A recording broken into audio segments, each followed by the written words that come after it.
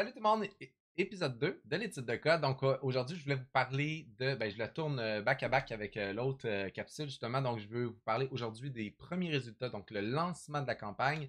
Comme je vous ai expliqué dans le premier épisode, mon but c'est de vraiment tomber en croissance à partir de maintenant.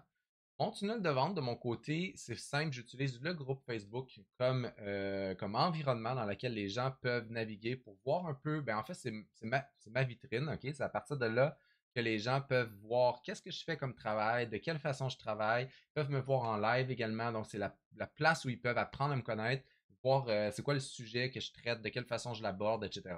Donc pour moi, mon but c'est de ramener des gens vers mon groupe Facebook. Je connais déjà les stats que j'ai au niveau de mon groupe Facebook, c'est-à-dire que présentement sur mon groupe Facebook, j'ai un taux de closing entre 6 à 8%. Donc ça veut dire que si j'ai 100 membres, je vais avoir au moins 6 ventes par rapport à ça.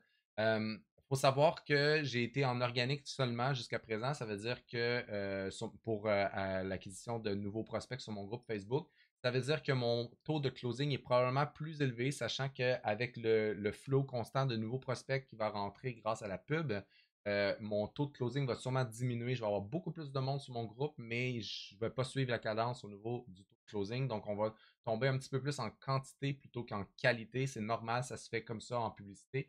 Donc, il faut en être conscient. C'est sûr que je serais prêt à garder un 6 à 8%. C'est gigantesque. Donc, je veux m'attendre à avoir un 3% environ. Ce serait le target que j'aimerais avoir. Donc, si j'ai réussi à amener 100 personnes sur mon groupe, j'aimerais ça avoir 3 ventes. Moi, ça serait à peu près quelque chose que j'aimerais réussir à faire. En tout cas, du moins, si je fais ça, je vais être over rentable de toute façon au niveau de ma campagne.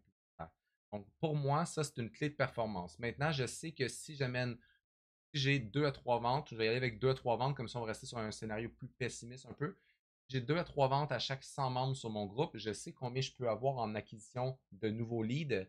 Donc, actuellement, mon coaching est à 4 500 $. Donc, 4 500 $ sur 3 mois, c'est 1 500 par mois. Un nouveau membre, dans le fond, pas un nouveau membre, mais un nouveau client, pour moi, me rapporte 4 500 $. Ça veut dire que si j'ai 100 personnes qui rentrent sur mon groupe et que j'ai 3 ventes, vous pouvez comprendre que je suis dans les alentours de 13 000 à 14 000 $ de vente. Donc, je peux aller chercher des coûts par lead qui sont gigantesques. Ça ne va pas déranger. Je vais rester rentable au niveau de ma campagne. Quelque chose qu'il faut que je garde dans le fond de ma tête en me disant, même si je dépense 1000$ pour avoir 100 personnes, je vais être rentable de toute façon. Ok? Donc, en sachant ça, c'est ma clé de performance. Je sais très bien que mon coût par lead peut être gigantesque, que je vais quand même être rentable au niveau de ma campagne. Par contre, que je sache que je ne vais pas avoir des clients automatiquement. Les clients, ça prend du temps. Il y a un timing en entreprise aussi. Ça ne veut pas dire qu'ils arrivent sur le groupe, qu'ils vont être prêts maintenant à faire de la pub. Donc, moi, je suis conscient de ça. Je sais que les gens arrivent dans mon groupe pour pouvoir me découvrir, puis peut-être que le timing n'est pas bon. Donc, en étant conscient de ça, ça se peut qu'il y ait des délais avant que j'ai des nouveaux clients.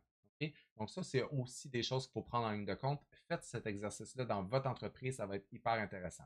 On rentre dans le vif du sujet. Première journée, j'ai lancé le 22 mai. Donc, je vous montre mon écran. Donc, normalement, vous voyez ici mon compte publicitaire. Là, je l'ai mis dans la campagne actuelle. Donc, dans la campagne, vous voyez que j'ai créé la campagne le 21 mai et que le 22 mai, je peux vous montrer le 21, j'ai eu aucun budget dépensé le 21. Donc, le budget ici, ne prenez pas en compte les chiffres, ils ont changé, mais je vais vous les expliquer. Donc, j'avais aucun montant dépensé le 21 et le 22, j'ai eu 34 $ de dépensés. OK? Donc, 34 $, si je ne me trompe pas, j'avais 20-20 au niveau des budgets ici. Donc, j'avais deux ensembles de publicités. Je ne vais pas trop rentrer dans les détails, mais je vais vous les expliquer quand même. Ici, j'ai pris des personnes qui sont en poste, qui mentionnent qu'ils sont entrepreneurs sur leur profil. Et ici, j'ai été chercher des gens qui ont un intérêt pour l'entrepreneuriat. Donc, c'est deux choses complètement différentes. Ici, je peux avoir des gens qui sont employés et qui ont un intérêt pour l'entrepreneuriat. Donc, c'est un peu plus at large, alors que ça, c'est plus spécifique aux personnes avec qui je travaille. Donc, normalement, je devrais avoir des gens plus qualifiés ici que dans celui-là, mais je voulais tester deux audiences différentes. Excusez-moi. Donc, j'ai débuté avec 20 $ dans chaque par jour, donc 40 $ quotidien. Deuxième, je vais vous faire voir aussi mon groupe Facebook. Donc, ça, c'est la croissance que j'ai eue dans le mois de mai. J'ai lancé ici. Donc, le 22 mai, j'ai eu 2 jours sans aucun résultat. Donc, je vous rappelle, je dépense 40 $ par jour. J'ai 2 jours sans aucun résultat. Et après ça, j'ai commencé à avoir une croissance. Donc, il faut savoir que quand on lance une campagne, ça peut arriver des fois que ça prend 1 ou 2 journées, des fois un peu plus, avant qu'on commence à avoir des résultats. Il faut savoir c'est quoi regarder pour pouvoir se rassurer. Donc, moi, j'aurais pu clairement, à partir de maintenant, dire ça partira pas correctement, il faut que je teste autre chose. Mais j'avais des bons signes dans les metrics que j'analysais pour savoir, OK, il y a des chances que ça décolle, je vais laisser une journée de plus. Je vais laisser une journée de plus pour m'assurer, en fait, que je ne le coupe pas trop tôt. Et j'ai bien fait parce que ça a commencé à décoller par la suite.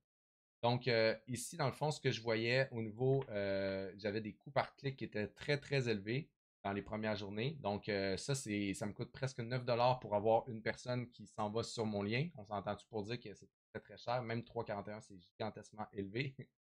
Gigantesquement, mais vous comprenez ce que je fais. Donc, j'avais des coûts qui étaient très, très élevés, mais je venais juste de lancer. Le lendemain, 23, même principe, celui-là très très élevé, mais celui-là il venait de diminuer. Donc j'ai une tendance qui descend, ça veut dire que j'ai une amélioration. Normalement, tant que ça s'améliore, c'est bon. Donc pour l'instant, j'étais encore correct. Et si je ne me trompe pas, ici j'avais encore les mêmes budgets, c'est-à-dire 20-20. Ouais. Donc je dépensais même pas encore 20 $ par jour, mais c'était le budget que j'avais mentionné à Facebook. Le lendemain, encore une fois, 20-20. Donc, j'ai rien changé encore au niveau du budget. J'ai laissé 3 jours entiers et premier prospect. Donc là, on est rendu le 24. Normalement, le 24, c'est la journée où est-ce que ça commence à monter. Ça, c'est le 23. Puis le 24, j'ai passé de 4,82 à 4,90. Donc, 8 nouveaux membres sur mon groupe. Il faut savoir une dernière chose aussi. Les chiffres qu'on voit ici, ce n'est pas les chiffres réels parce que à cause de iOS 14, il y a des stats qui ont pas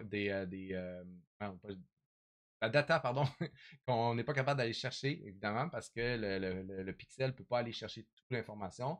Mais ça donne une ordre d'idée. Ça reste que les proportions sont les mêmes quand même. C'est juste que le chiffre ici n'est pas nécessairement bon. Ça veut dire que j'ai peut-être eu 4 prospects ou 2 prospects ou 3 prospects. Puis ça m'a coûté un peu moins cher que 20 $ le lead. Mais ça reste que ça donne une idée pareille. À partir du moment que tu as une idée des chiffres que tu fais sur ta campagne versus les résultats que tu as à côté, tu es capable de faire des proportions, de t'assurer d'être correct. Donc, moi, si à partir de 20 $ je commence à avoir suffisamment de monde qui rentre sur mon groupe pour expliquer les dépenses que je fais, ben pour moi, je suis correct. Je m'en fous du chiffre, en fait. L'important, c'est de savoir mon target maintenant, c'est 20. Même si ce n'est pas le chiffre réel, ça va rester la même moyenne tout le temps quand même. Si j'améliore le 19,35, si j'améliore dans les alentours de 17 ou de 15 ben je sais que mes résultats vont être meilleurs en arrière. Donc, il faut qu'on se concentre là-dessus. Il y a des moyens d'être plus précis au niveau des résultats. On peut installer des API qui vont être externes à Facebook pour aller chercher plus en fait, la totalité de la data. Mais ça reste quelque chose qui, pour moi, est overkill. Je n'ai pas besoin de mettre ça en place pour ce que j'ai à mettre comme budget, etc., sachant qu'il y a souvent des dépenses de serveurs à payer, etc. Pour moi, c'est overkill. Je n'ai pas besoin de ça présentement, mais ça existe. Si jamais vous avez une grosse business et que vous voulez vraiment avoir quelque chose de beaucoup plus précis, il y a des moyens d'aller chercher la data et de la conserver dans des serveurs sécurisés. À partir de ici, si je ne me trompe pas, premier lead, si je ne me trompe pas, c'est là que j'ai fait mon changement. On va aller voir le lendemain. Donc là, c'est encore 20-20. Et le 25, samedi, là, j'ai fait un changement. Donc, j'ai baissé ici dans la journée, si je ne me trompe pas. Je pense en plein milieu de la journée, je l'ai fermé. J'ai monté ici à 40. Si je ne me trompe pas, je pense que c'est ça que j'ai fait. Parce que celle-là ne donnait aucun résultat. Les coûts étaient vraiment élevés. Et tu vois, j'ai commencé à aller chercher pas mal plus de prospects la journée suivante. Donc, il faut savoir que le budget était à 40 et le lendemain, je pense que j'ai monté à 50 et cela est toujours fermé. Donc, j'étais à 40 depuis le début et là, je suis rendu à 50 de budget. Je monte la dernière journée, puis je garde lundi pour la prochaine capsule.